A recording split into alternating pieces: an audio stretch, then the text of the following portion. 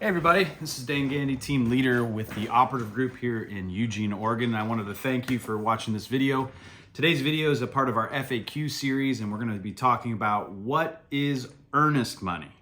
Now, as we dive into these topics, what I want you to know is these are actual questions coming from our buyers, sellers, investors that we want to be able to put out onto our YouTube channel so that everyone has as much relevant information, because these are the things that are coming up. But before we dive into it, please like, subscribe, comment below with what you learned. Give us your feedback. We're here to make this channel more beneficial to our followers and those clients who are going to be working with us in the potential future. Now, let's dig into it. What is earnest money? Now, earnest money is what I call the mini down payment that actually activates your purchase and sale agreement here in the state of Oregon. And what that really means is that there is no contract without consideration. Years back, and I say years back, way back, people's consideration could be pink slips, it could be agreements for their crops, it could be a million different things, guys.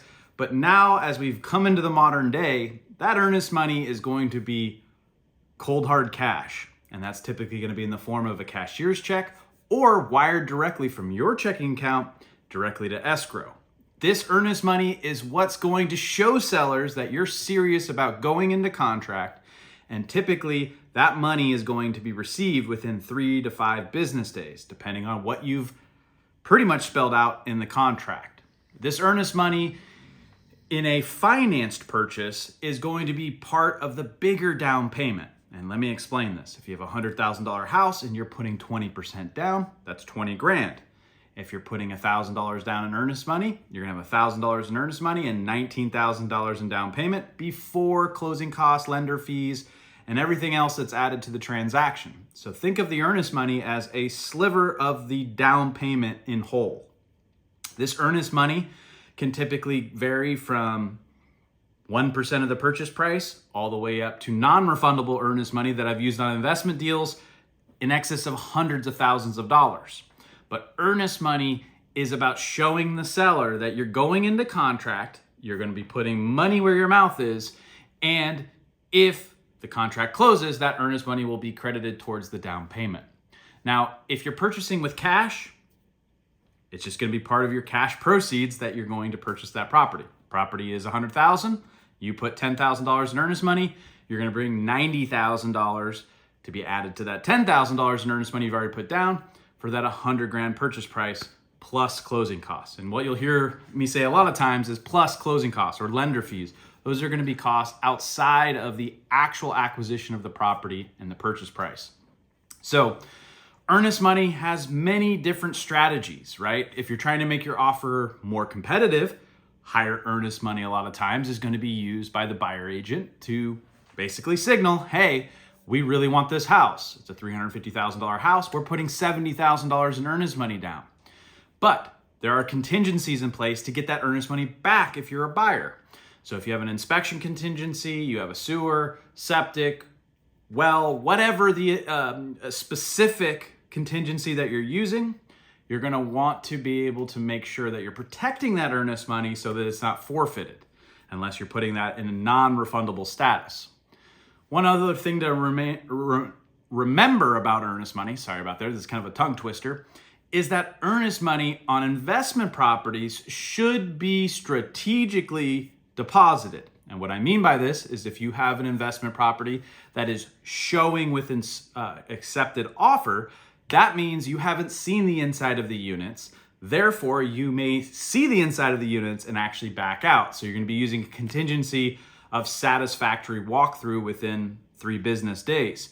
Make your earnest money 5 business days so that you're not depositing earnest money immediately and then walking the property and then backing out, having to do a mutual termination and receiving that earnest money back. It's adding an extra step before you've done your due diligence. So remember that when you have investment properties. Now, another thing to understand about earnest money is that some agents, some sellers, don't really care how low or high it is. They just want to know what you're paying with, right? If it's a conventional loan, an FHA loan, a VA loan, that earnest money sometimes is irrelevant. You have no chance of winning the offer. You could put $100,000 in earnest money down with an FHA loan. But if you're competing against a conventional loan that has no appraisal contingencies, projections, or issues that are going to come up during the inspection or appraisal process, a lot of times sellers are going to take that conventional with just a standard earnest money. So I also want to show that importance of the earnest money amount is got to go hand and foot directly with the type of loan you're using and how you're purchasing that property. Now, as I mentioned, non-refundable earnest money, and times it does make sense that you're going to be using non-refundable earnest money. Seek legal counsel, make sure your broker has advised you of all the risks, but non-refundable earnest money is sometimes used when you know you're going to acquire that property and you don't foresee any issues with being able to back out during a contingency, meaning you've already underwrite the deal, you want to do a quick close, and the seller is requiring a $10,000 non-refundable earnest money. Comes up a lot in wholesaling deals and in the investment sector. But just basically leverage and understand that these come with risk, and you need to make sure you're protecting yourself at all costs. No pun intended. One last thing about earnest money is understanding that if you're using what we would call a zero down program, I've had this happen a couple times during real estate transactions.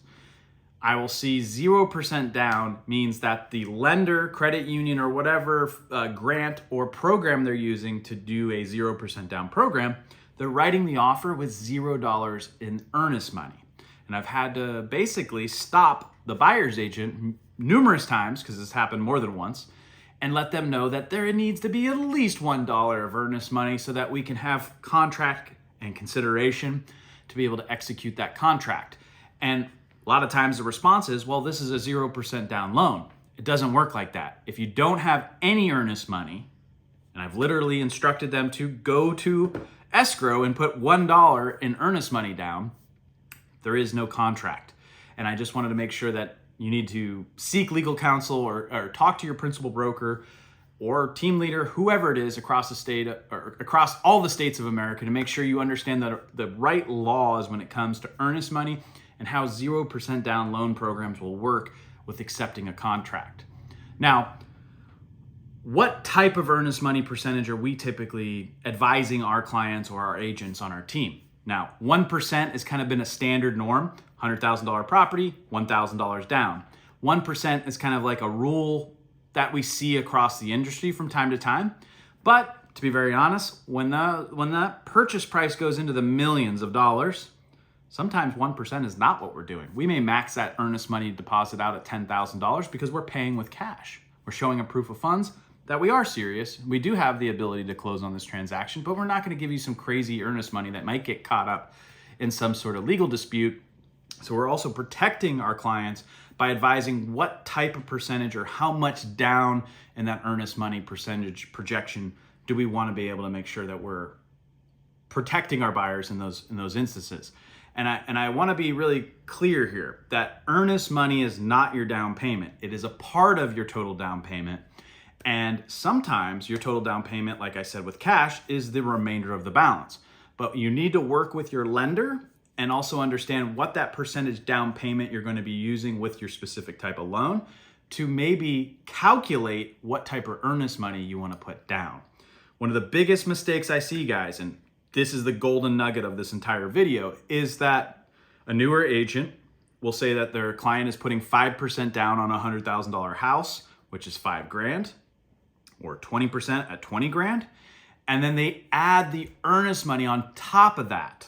And so what happens is that you have a purchase price on the first line item of that offer, and then you have $20,000 because they're putting 20% down, and then you have $1,000 in earnest money, which really means you put $21,000 down.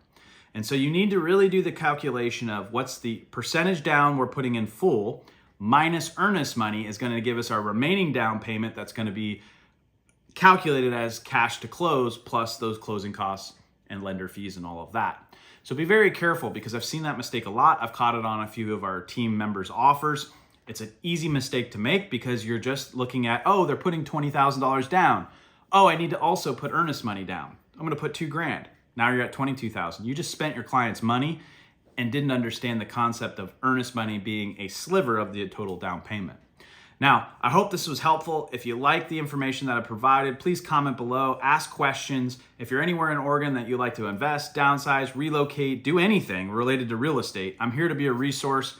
I'm not your average agent, and we are the special ops of real estate at the Operative Group. We look forward to our next FAQ video series. Take care.